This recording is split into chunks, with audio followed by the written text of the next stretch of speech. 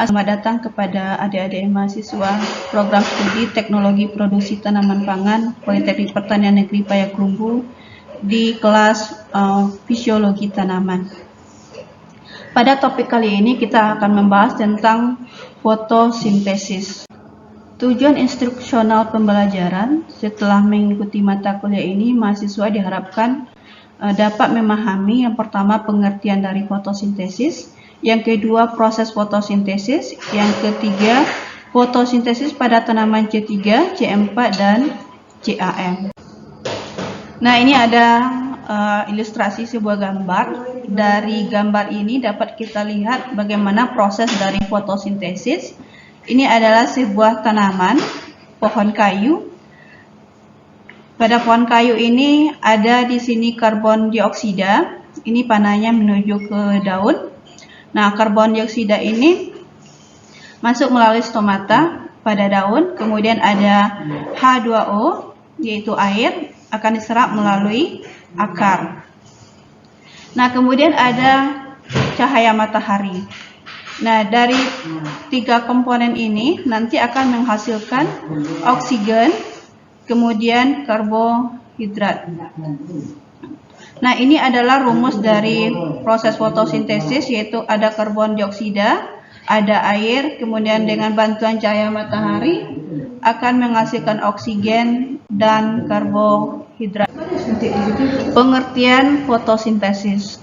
Fotosintesis berasal dari kata foton, artinya adalah cahaya, dan sintesis artinya penyusunan. Jadi, fotosintesis adalah peristiwa penyusunan senyawa organik, yaitu berupa gula, dari senyawa anorganik, yaitu seperti air dan karbon dioksida dengan bantuan energi cahaya matahari. Nah, di mana tempat terjadinya proses fotosintesis? Tempat terjadinya proses fotosintesis itu adalah sebagian besar itu terjadi di daun.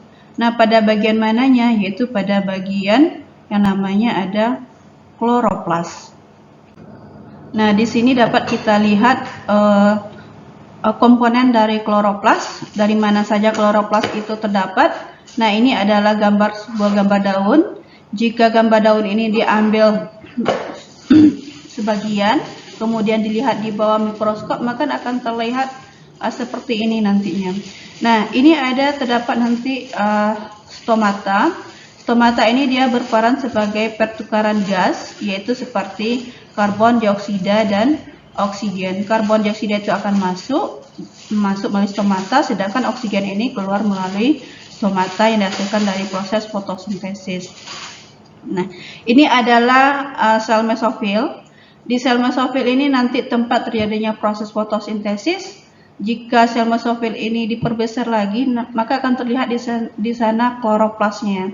Nah, yang warna hijau ini adalah kloroplas.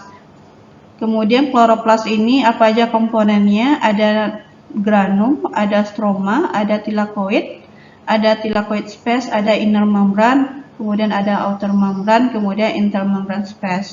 Inilah komponen dari kloroplas. Dalam proses fotosintesis ada dikenal lintasan metabolik, yaitu ada dua lintasan metabolik. Yang pertama itu adalah reaksi terang, yang kedua itu adalah reaksi gelap. Nah, reaksi terang itu disebut juga dengan light reaction, di mana dia nanti akan membutuhkan cahaya matahari. Sedangkan reaksi gelap itu disebut juga dengan siklus Calvin. Setelah terjadinya reaksi terang, maka akan terjadi reaksi gelap. Pada reaksi terang itu akan membutuhkan komponen berupa H2O, kemudian akan dirubah menjadi O2.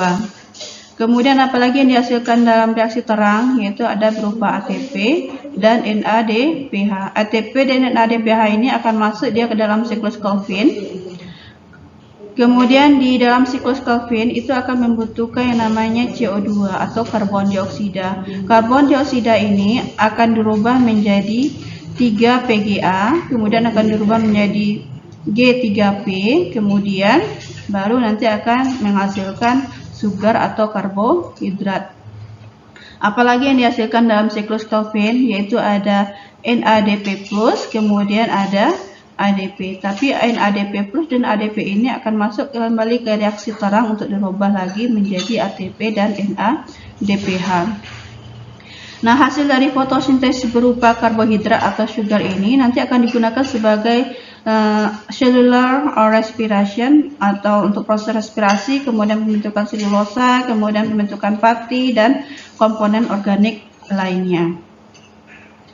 Nah, reaksi terang itu adalah reduksi H2O menjadi O2, di mana terjadinya reaksi terang yaitu terjadi di grana. Kemudian reaksi gelap atau dikenal juga dengan siklus Calvin, itu adalah reduksi CO2 menjadi C6H12O6, terjadi dia di stroma.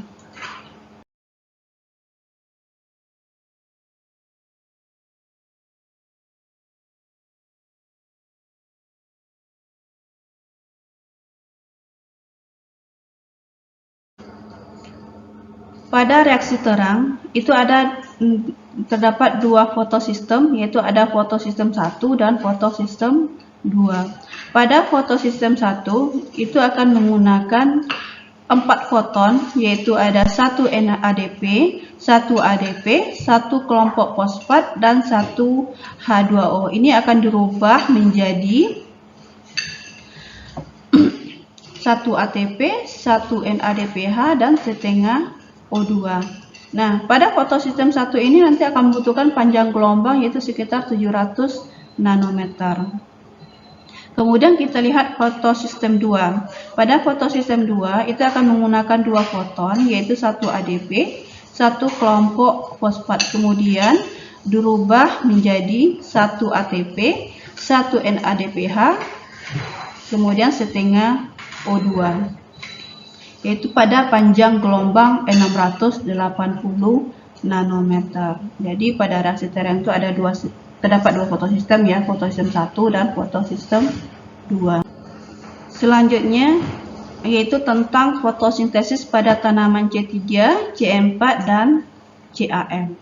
Nah, pada tanaman C3, proses fotosintesis ini menggunakan lintasan C3. Ini artinya dia menggunakan 3 atom C. Apa contohnya? Yaitu tanaman padi, gandum, kacang kedelai, kacang tanah, dan jenis tanaman lainnya yang hidupnya itu tidak membutuhkan cahaya matahari terlalu penuh. Sedangkan tanaman C4 adalah tanaman pada saat melakukan fotosintesis itu menggunakan lintasan C4 atau menggunakan 4 atom C. Contohnya yaitu tanaman jagung, tebu, tanaman cabai, dan jenis tanaman lainnya. Nah, kemudian tanaman CAM adalah tanaman pada saat melakukan fotosintesis pada malam hari itu menggunakan lintasan C4. Prosesnya sama dengan tanaman C4. Sedangkan pada siang hari itu menggunakan lintasan C3. Prosesnya sama dengan C3. Contohnya itu adalah kaktus, nenas, dan juga ada tanaman naga. Nah, inilah perbedaan fotosintesis pada tanaman C3, C4, dan CAM. Nah, kemudian apalagi yang membedakan proses fotosintesis pada tanaman C3, C4, dan CAM, yaitu tempat berlangsung fotosintesis. Sedangkan untuk tanaman atau tumbuhan C3, tempat berlangsungnya itu terjadi di sel mesofil. Sedangkan untuk tumbuhan C4 itu terdapat dalam 2 sel, yaitu ada sel mesofil dan ada sel seludang pembuluh. Sedangkan untuk tumbuhan CAM tempatnya itu di sel mesofil, tetapi waktunya ada 2 waktu, dia ada malam dan siang hari. Kemudian apalagi yang membedakan proses fotosintesis pada tanaman C3, C4, dan CAM? Dari gambar ini dapat kita lihat bahwa CO2 pada tanaman C3, CO2 yang masuk melalui stomata itu akan diikat oleh RUBP, yaitu ribulosa bifosfat. Nah, diikat oleh enzim ini nanti kemudian akan dirubah dalam bentuk PGA, kemudian baru dirubah dalam bentuk nanti hasil akhirnya berupa glukosa, di mana terjadinya di sel mesofil. Nah, untuk tanaman C4, CO2 itu akan diikat oleh PEP, sedangkan untuk tanaman C3 diikat oleh RUBP. Kalau tanaman C4 diikat oleh PEP. Kemudian akan dirubah menjadi oksaloasetat. Kemudian oksaloasetat ini akan dirubah menjadi malat. Kemudian proses ini terjadi di sel mesofil. Kemudian malat ini nanti akan masuk ke bandel seed cell atau ke sel seludang pembuluh. Nah, malat ini akan dirubah dalam dua bentuk, yaitu asam pirufat dan karbon dioksida.